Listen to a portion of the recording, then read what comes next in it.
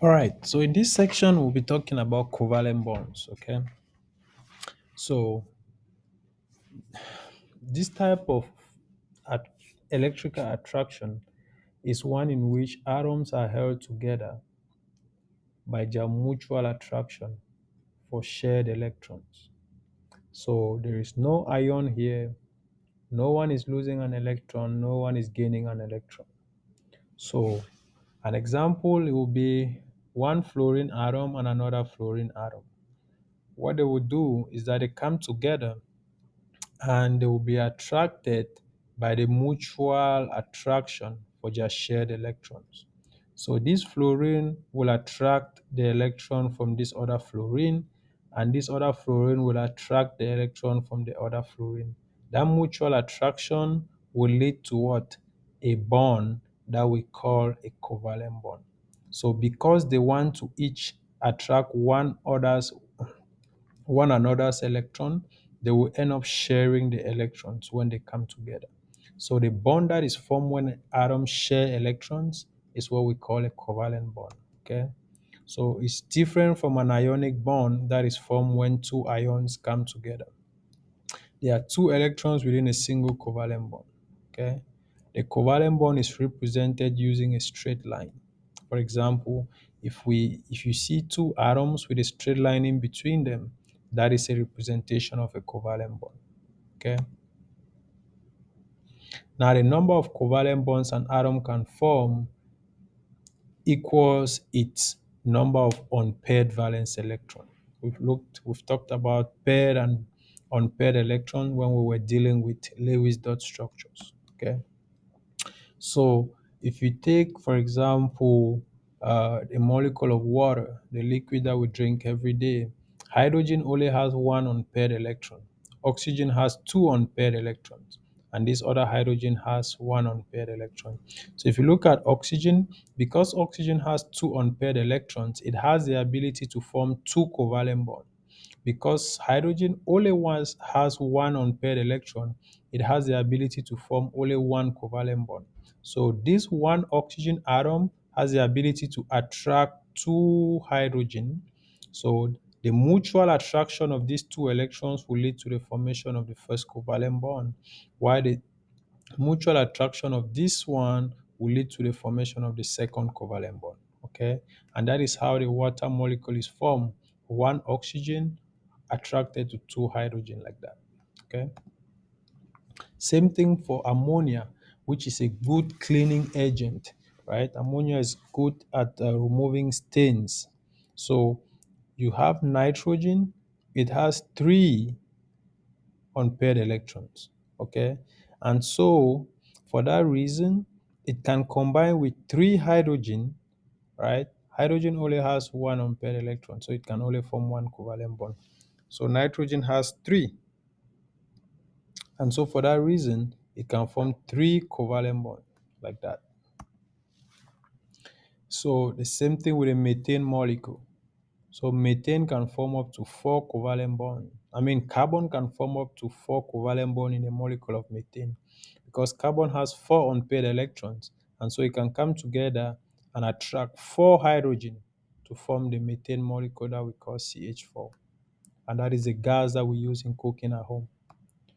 Okay, so the number of covalent bonds an atom can form equals its number of unpaired valence electrons.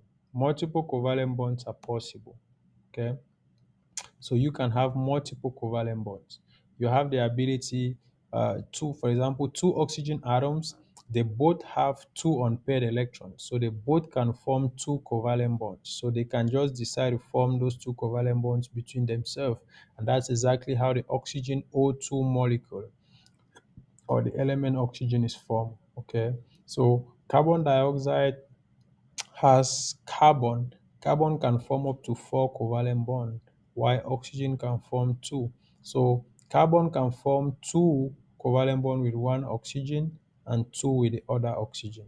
And the same thing applies to nitrogen that has three unpaired electrons. So because they both have three unpaired electrons, they can both form three covalent bonds within themselves.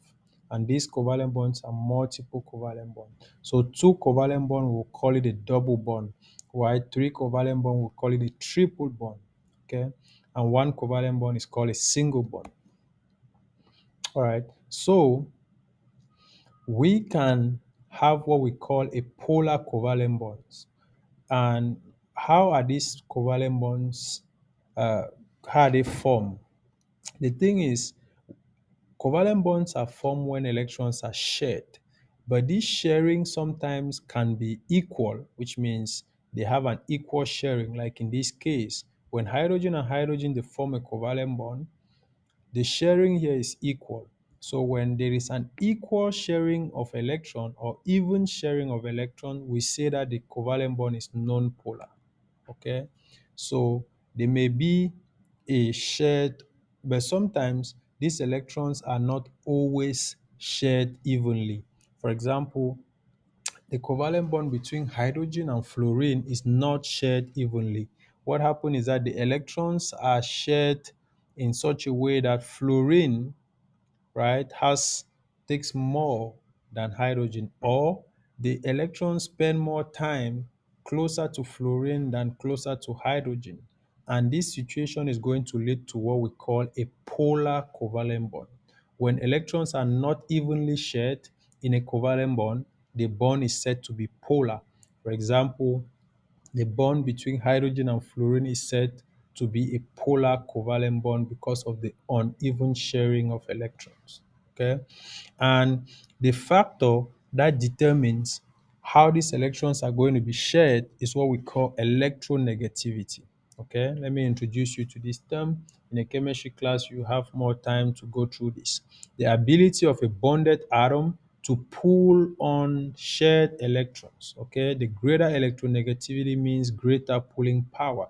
So in this example, we will say that fluorine has a greater pulling power, or in other words, it is more electronegative than hydrogen. Okay. Right. So I'll just briefly talk about how to determine which one is more electronegative, which one is more electronegative. Now, if you take your periodic table, if you want to compare two elements to know which one has a greater pulling power or which one is more electronegative, it is going to be the element that is to the right. So if you compare two elements in the same period, the one to the right is going to be more electronegative than the one to the left.